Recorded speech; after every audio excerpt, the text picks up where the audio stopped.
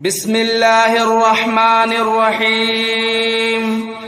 ياسين والقرآن الحكيم إنك لمن المرسلين على صراط مستقيم تنزيل العزيز الرحيم لتنذر قوما ما أنذر آباؤهم فهم غافلون لقد حق القول على أكثرهم فهم لا يؤمنون إنا جعلنا في أعناقهم أغلالا فهي إلى الأذقان فهم مقمحون وجعلنا من بين أيديهم سدا ومن خلفهم سدا فأغشيناهم فهم لا يبصرون وسواء عليهم أنذرتهم أم لم تنذرهم لا يؤمنون إنما تنذر من اتبع الذكر وخشي الرحمن بالغيب فبشره بمغفرة وأجر كريم إنا نحن نحيي الموتى ونكتب ما قدموا وآثارهم وكل شيء أحصيناه في إمام مبين واضرب لهم مثلا أصحاب القرية إذ جاءها المرسلون إذا أرسلنا إليهم اثنين فكذبوهما فعززنا بثالث فقالوا إنا إليكم مرسلون قالوا ما أنتم إلا بشر مثلنا وما أنزل الرحمن من شيء إن أنتم إلا تكذبون قالوا ربنا يعلم إنا إليكم لمرسلون وما علينا إلا البلاغ المبين قالوا إنا تطيرنا بكم لئن لم تنتهوا لنرجمنكم وليمسنكم منا عذاب أليم قالوا طائركم معكم أئن ذكرتم بل أنتم قوم مسرفون وجاء من أقصى المدينة رجل يسعى قال يا قوم اتبعوا المرسلين اتبعوا من لا يسألكم أجرا وهم مهتدون وما لي لا أعبد الذي فطرني وإليه ترجعون أتخذوا من دونه آلهة إن يردني الرحمن بضر لا تغن عني شفاعتهم شيئا ولا ينقذون إني إذا لفي ضلال مبين إني آمنت بربكم فاسمعون قيل ادخل الجنة قال يا ليت قومي يعلمون بما غفر لي ربي وجعلني من المكرمين وما أنزلنا على قومه من بعده من جود من السماء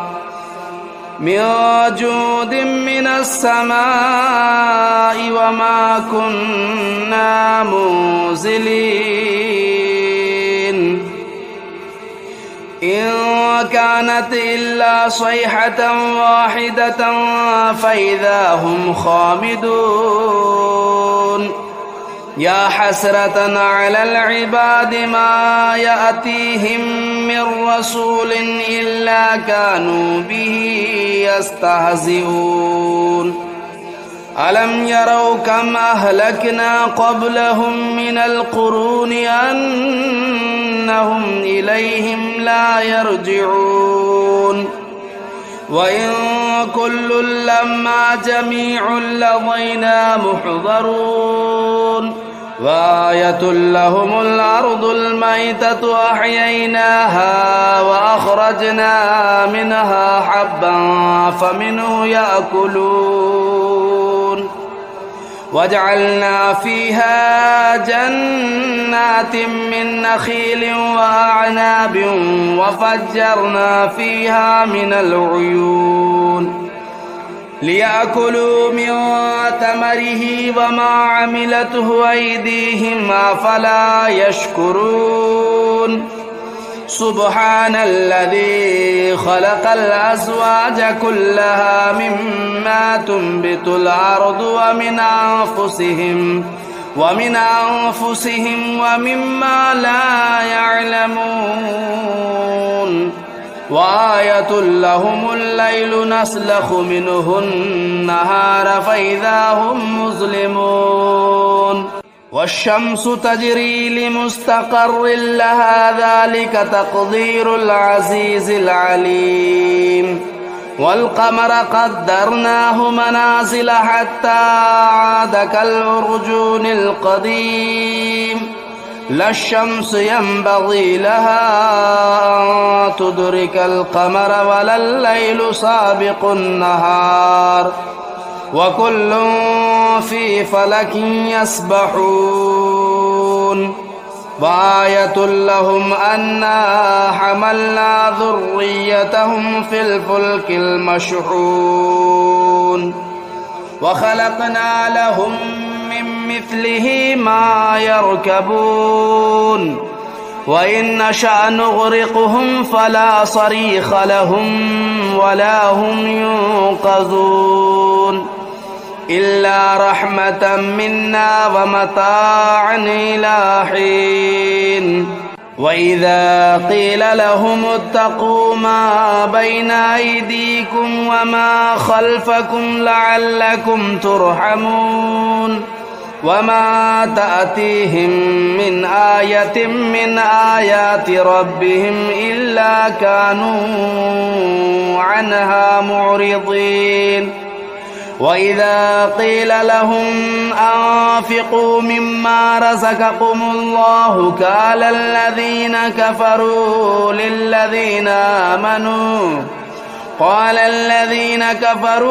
للذين آمنوا أنطعم من لو يشاء الله أطعمه إن أنتم إلا في ضلال مبين ويقولون متى هذا الوعد إن كنتم صادقين ما ينظرون إلا صيحة واحدة تأخذهم وهم يخصمون فلا يستطيعون توصية ولا إلى أهلهم يرجعون ونفخ في الصور فإذا هم من الأجداث إلى ربهم ينسلون قالوا يا ويلنا من بعثنا من مرقدنا هذا ما وعد الرحمن وصدق المرسلون إن كانت إلا صيحة واحدة فإذا هم جميع لدينا محضرون فاليوم لا تظلم نفس شيئا ولا تجزون إلا ما كنتم تعملون إن أصحاب الجنة اليوم في شغل فاكهون هم وأزواجهم في ظلال على الأرائك متكئون لهم فيها فاكهة ولهم ما يدعون سلام قولا من رب رحيم وامتازوا اليوم أيها المجرمون ألم أعهد إليكم يا بني آدم ألا تعبدوا الشيطان إنه لكم عدو مبين وأن اعبدوني هذا صراط مستقيم ولقد أضل منكم جبلا كثيرا أفلم تكونوا تعقلون هذه جهنم التي كنتم توعدون اصلوها اليوم بما كنتم تكفرون اليوم نختم على أفواههم وتكلمنا أيديهم وتشهد أرجلهم بما كانوا يكسبون ولو نشاء لطمسنا على أعينهم فاستبقوا الصراط فأنى يبصرون ولو نشاء لمسخناهم على مكانتهم فما استطاعوا مضيا ولا يرجعون ومن نعمره ننكسه في الخلق أفلا يعقلون وما علمناه الشعر وما ينبغي له إن هو إلا ذكر وقرآن مبين لينذر من كان حيا ويحق القول على الكافرين أولم يروا أنا خلقنا لهم مما عملت أيدينا أنعاما فهم لا مالكون وذللناها لهم فمنها ركوبهم ومنها يأكلون ولهم فيها منافع ومشارب أفلا يشكرون واتخذوا من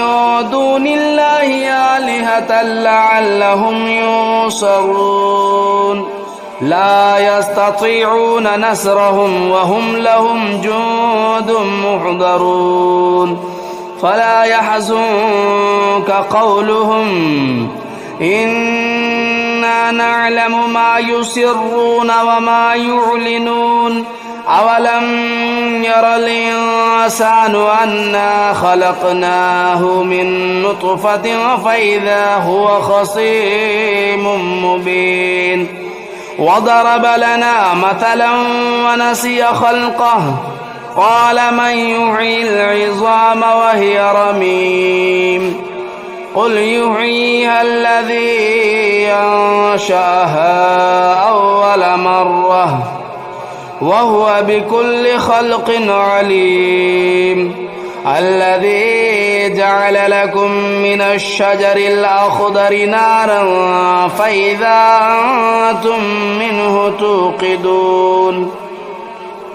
أوليس الذي خلق السماوات والأرض بقادر على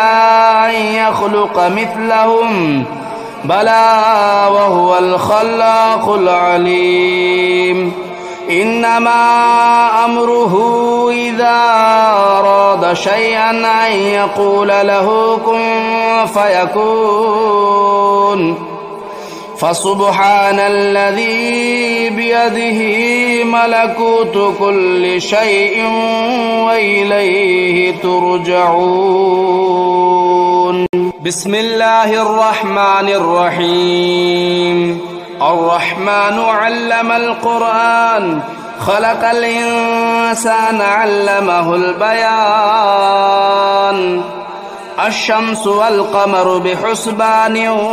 والنجم والشجر يسجدان والسماء رفعها ووضع الميزان ألا تطغوا في الميزان وأقيموا الوزن بالقسط ولا تخسروا الميزان والأرض وضعها للأنام فيها فاكهة والنخل ذات الأكمام والحب ذو العصف والريحان فبأي آلاء ربكما تكذبان خلق الإنسان من صلصال كالفخار وخلق الجان من مارج من نار فبأي آلاء ربكما تكذبان رب المشرقين ورب المغربين فبأي آلاء ربكما تكذبان مرج البحرين يلتقيان بينهما برزخ لا يبغيان فبأي آلاء ربكما تكذبان يخرج منهما اللؤلؤ والمرجان فبأي آلاء ربكما تكذبان وله الجوار المنشآت في البحر كالأعلام فبأي آلاء ربكما تكذبان كل من عليها فان ويبقى وجه ربك ذو الجلال والإكرام فبأي آلاء ربكما تكذبان يسأله من في السماوات والأرض كل يوم هو في شأن فبأي آلاء ربكما تكذبان سنفرغ لكم أيها الثقلان فبأي آلاء ربكما تكذبان يا معشر الجن والإنس إن استطعتم أن تنفذوا من أقطار السماوات والأرض فانفذوا لا تنفذون إلا بسلطان فبأي آلاء ربكما تكذبان يرسل عليكما شواظ من نار ونحاس فلا تنتصران فبأي آلاء ربكما تكذبان فإذا انشقت السماء فكانت وردة كالدهان فبأي آلاء ربكما تكذبان فيومئذ لا يسأل عن ذنبه إنس ولا جان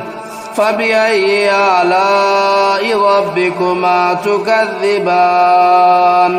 يعرف المجرمون بسيماهم فيؤخذوا بالنواصي والأقدام فبأي آلاء ربكما تكذبان هذه جهنم التي يكذب بها المجرمون يطوفون بينها وبين حميم آن فبأي آلاء ربكما تكذبان ولمن خاف مقام ربه جنتان فبأي آلاء ربكما تكذبان ذواتا أفنان فبأي آلاء ربكما تكذبان فيهما عينان تجريان فبأي آلاء ربكما تكذبان فيهما من كل فاكهة زوجان فبأي آلاء ربكما تكذبان متكئين على فرش بطائنها من استبرق وجنى الجنتين دان فبأي آلاء ربكما تكذبان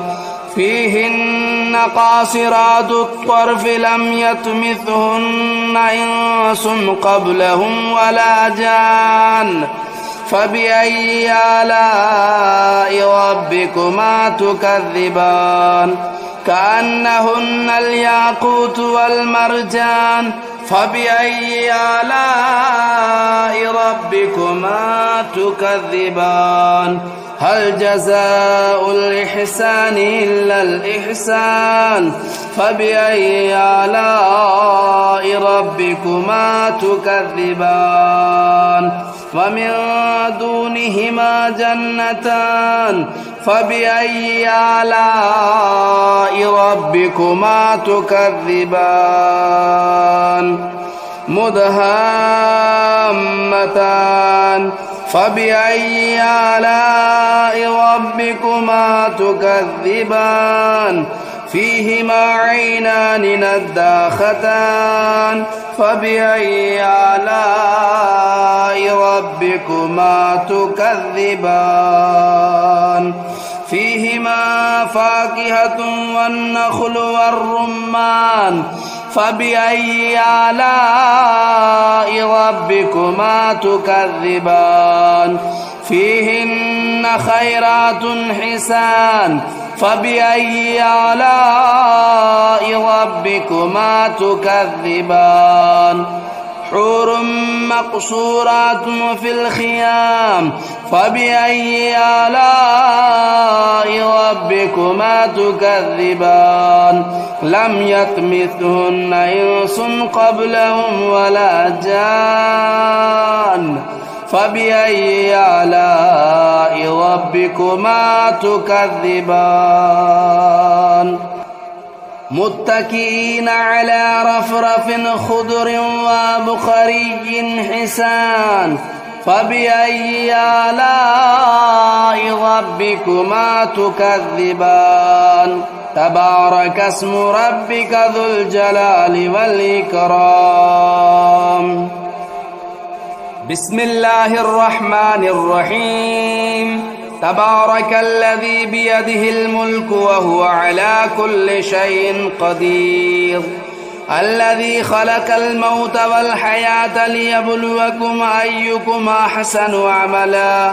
وهو العزيز الغفور الذي خلق 7 سماوات طباقا ما ترى في خلق الرحمن من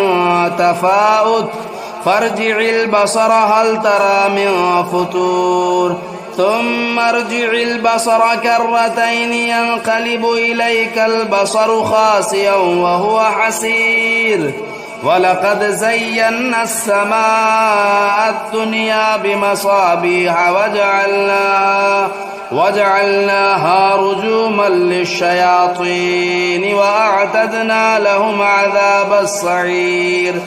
وللذين كفروا بربهم عذاب جهنم وبئس المصير إذا ألقوا فيها سمعوا لها شهيقا وهي تفور تكاد تميز من الغيظ كلما ألقي فيها فوج سألهم خزنتها ألم يأتكم نذير قالوا بلى قد جاءنا نذير فكذبنا وقلنا ما نزل الله من شيء إن أنتم إلا في ضلال كبير وقالوا لو كنا نسمع أو نعقل ما كنا في أصحاب السعير فاعترفوا بذنبهم فسحقا لأصحاب السعير إن الذين يخشون ربهم بالغيب لهم مغفرة وأجر كبير وأسروا قولكم أو اجهروا به إنه عليم بذات الصدور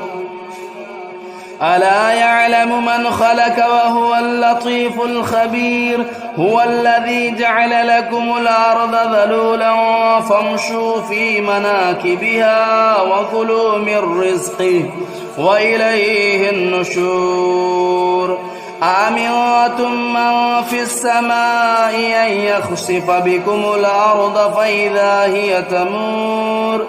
أم أمنتم من في السماء أن يرسل عليكم حاصبا فستعلمون كيف نذير ولقد كذب الذين من قبلهم فكيف كان نكير أولم يروا إلى الطير فوقهم صافات ويقبضن ما يمسكهن إلا الرحمن إنه بكل شيء بصير أمن هذا الذي هو جند لكم ينصركم من دون الرحمن إن الكافرون إلا في غرور أمن هذا الذي يرزقكم إن أمسك رزقه بل لجوا في عتو ونفور أفمن يمشي مكبا على وجهه أهدى أمن يمشي سويا على صراط مستقيم قل هو الذي أنشأكم وجعل لكم السمع والأبصار والأفئدة قليلا ما تشكرون قل هو الذي ذرأكم في الأرض وإليه تهشرون ويقولون متى هذا الوعد إن كنتم صادقين قل إنما العلم عند الله وإنما أنا نذير مبين فلما رأوه زلفة سيئت وجوه الذين كفروا وقيل هذا الذي كنتم به تدعون قل أرأيتم إن أهلكني الله ومن معي أو رحمنا فمن يجير الكافرين من عذاب أليم قل هو الرحمن آمنا به وعليه توكلنا فستعلمون من هو في ضلال مبين قل أرأيتم إن أصبح ماؤكم غورا فمن يأتيكم بماء معين